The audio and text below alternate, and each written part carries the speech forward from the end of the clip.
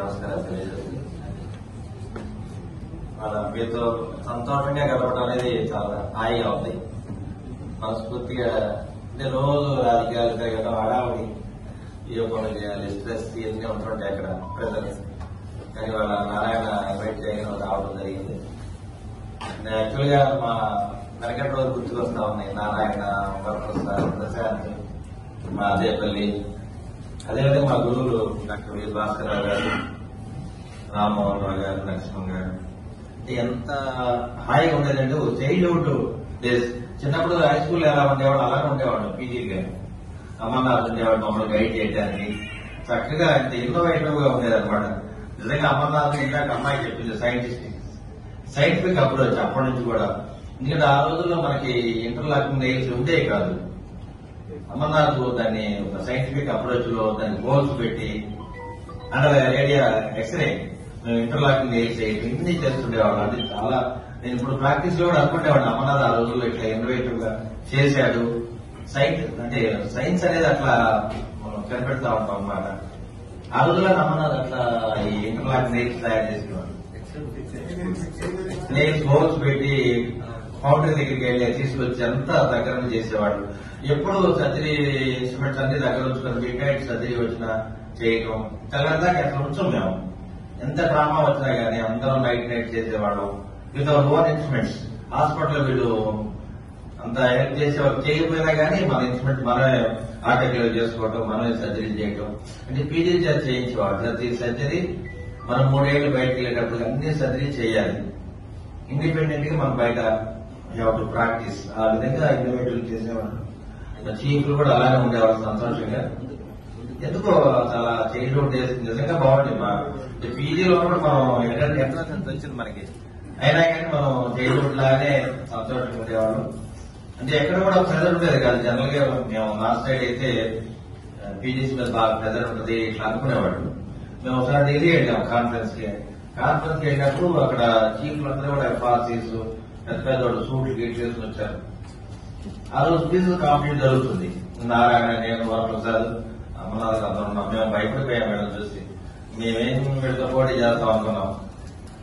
Gold medal వచ్చినప్పుడు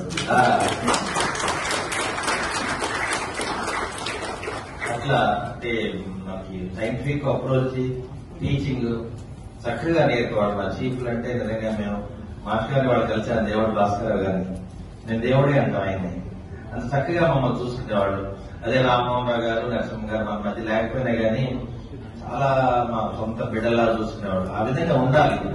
ఇప్పుడు చీఫ్లు కూడా అలా ఉన్నారు, మిమ్మల్ని అలా చూసుకున్నారు. అంటే మంచి సైంటిఫిక్ అప్రోచ్ ఉండాలి, బాగా నేర్చుకోవాలి. మీరు కూడా బాగా కష్టపడాలి, ప్రాక్టీస్ బాగుండాలి. అయినా కానీ స్ట్రెస్ కు దూరంగా ఉండాలి. వాళ్ళ రీసెంట్ గా ఏంటంటే డాక్టర్స్ స్ట్రెస్ ఎక్కువైపోయింది, అందువల్ల కార్డియక్ డిసీజ్, రీనల్ ఇవన్నీ వస్తున్నాయి, బీపీసీ అన్ని. స్ట్రెస్ లేకుండా వీళ్ళందరూ జాగ్రత్తగా ఉండాలి మనం. అదేవిధంగా ఈ మధ్య సూసైడ్స్ కూడా డాక్టర్స్ చాలా ఎక్కువైపోయినాయి. ఆర్థోపెడిక్ డాక్టర్స్ లో డేటా ప్రకారం 36 సూసైడ్స్ ఉన్నాయి. అదేవిధంగా ఎనస్థీషియాలో కూడా నంబర్ ఆఫ్ సూసైడ్స్. రీసెంట్ గా చిన్న పిల్లవాడు జవహర్ అబ్బాయి ఎనస్థీషియా పీజీ, ఈ డైడ్ ఆఫ్ స్కోలిన్ ఎనస్థీషియా ఇంజెక్ట్ చేసుకుని చనిపోయాడు. చాలా మంది మా క్లాస్మేట్ బాధ్యతనం ఎనస్థీషియా అనమాట. ఇట్లా జాగ్రత్తగా ఉండాలి మనం కూడా. ఎందుకంటే మనం స్ట్రెస్ ఎన్ని ఫీల్ అంటే మన కింద మన ఫ్యామిలీస్ ఉంటారు, పిల్లలు ఉంటారు, మన మీద డిపెండ్ అయి ఉండే అటాచ్మెంట్ ఉన్నవాళ్ళు చాలా మంది ఉంటారు. అంటే నేను మొదటి నుంచి కూడా పొలిటికల్ అప్రోచ్ ఉంటుంది. చిన్నప్పుడు నేను స్కూల్ లీడర్ని, 10th క్లాస్ లో స్కూల్ లీడర్ని, ఇంటర్మీడియట్ లో జాయింట్ సెక్రటరీ చేసేవాడు. నాకు పొలిటికల్ ఇంట్రెస్ట్ ఎక్కువ చిన్నప్పటి నుంచి. మీ కమ్యూనిటీ పార్టీలో ఉండేవాడు, అందుకని ఏఎస్ఎఫ్ లో ఉంటా అట్లా తిరుగుతుండేవాడు. తర్వాత కాలేజీకి వచ్చిన తర్వాత ఫస్ట్ టైం ఇండిపెండెంట్ నేను కాలేజీ జనరల్ సెక్రటరీ గెలవడం జరిగింది. అప్పుడు ఎస్పీఎఫ్ అని ఉండేది. అమర్నాథ్ బాగా వర్క్ చేసేవాడు. అంటే అమర్నాథ్ మంచి లీడర్ ఆ రోజుల్లో. వాళ్ళ కాదని చెప్పి ఇండిపెండెంట్ నేను రావడం జరిగింది అనమాట. తర్వాత 2019లో నాకు ఎమ్మెల్యే సీట్ ఇచ్చారు చంద్రబాబు నాయుడు గారు. ఓడిపోవడం జరిగింది. నర్సాపేటలో ఎమ్మెల్యేలు మొత్తం కూడా డాక్టర్ కోడలి గారు ఎమ్మెల్యే అంతది. ఆయన 6 సార్లు ఎమ్మెల్యే అయ్యారు. తర్వాత ఆర్థోపెడిక్ శ్రీనివాస్ రెడ్డి ఆయన 2 సార్లు ఎమ్మెల్యే అయ్యాడు. ఆయన ఓడించి మళ్ళీ నేను ఎమ్మెల్యే అయ్యాను. అది ఎవరి అప్రోచ్ వాళ్ళది అట్లా ఉంటుంటారు అనమాట. మాదైతే జనరల్ గా సైట్ చిన్నప్పటి నుంచి కూడా కమ్యూనిటీ పార్టీలో ఉండడం కాబట్టి మొత్తం ఇవి ఉండేవి కాదు. జనరల్ అట్మాస్ఫియర్ లో అంటే నేను లోయర్ స్ట్రాటాకి బాగా విధంగా రీచ్ లో ఉంటాయి ఎక్కువ. విధంగా రీచ్ అది 80% పాపులేషన్ కానీ ఓటర్స్ కానీ వాళ్ళే ఉంటారు కదా. అందువల్ల అట్లా ఇండిపెండెంట్ గా బ్యాక్గ్రౌండ్ లేకపోతే నేను గెలిచాను. మా తాతయ్య గారు 3 సార్లు ఎమ్మెల్యే కాకినాడలో, ఆయన కమ్యూనిస్ట్ పార్టీ. కాకినాడ చదువుకున్న వాళ్ళందరూ కూడా మా తాతయ్య గారు ఓట్లు చేసేవాళ్ళు ఆ రోజుల్లో. సివికి రావు గారికి మంచి ఫేమస్ ఆ రోజుల్లో. ఐసీఎస్ లండన్ పెట్టాడు. తర్వాత మా మిసెస్ కూడా లండన్ లో ఉండేవారు. నేను లండన్ వెళ్ళి మళ్ళీ అక్కడికి వచ్చాను చదువు రాక. ప్లాన్ ఎగ్జామ్స్ పాస్ అవ్వండి మన వాళ్ళకి కాదని కరెక్ట్ రావడం జరిగింది. మంచి ప్రాక్టీస్ చేయడం జరిగింది. అమర్నాథ్ వీళ్ళందరూ కూడా నాకు బాగా హెల్ప్ఫుల్ గా ఉండేవాళ్ళు, అధ్యాపకులు ఉండేవాళ్ళు. నాకు ఒకసారి క్యాల్కియం ఫ్రాక్చర్ అయింది. కాబట్టి వాళ్ళ సర్జరీకి వెళ్తే క్యాల్కియం ఫ్రాక్చర్ అయితే అమర్నాథ్ వచ్చి పిఓపి వేసి తర్వాత సర్జరీస్ వీడియో వచ్చేవాడు. రెగ్యులర్ గా అధ్యాపకులు ఉండేవాడు నా దగ్గర. ఎక్కడ కూడా ఒక్క రోజు కూడా గ్యాప్ ఇచ్చేవాళ్ళకి కాదు. నా హైయెస్ట్ ఓపి 336-33 మంది చూశాను ఒకే రోజు సింగిల్ డే.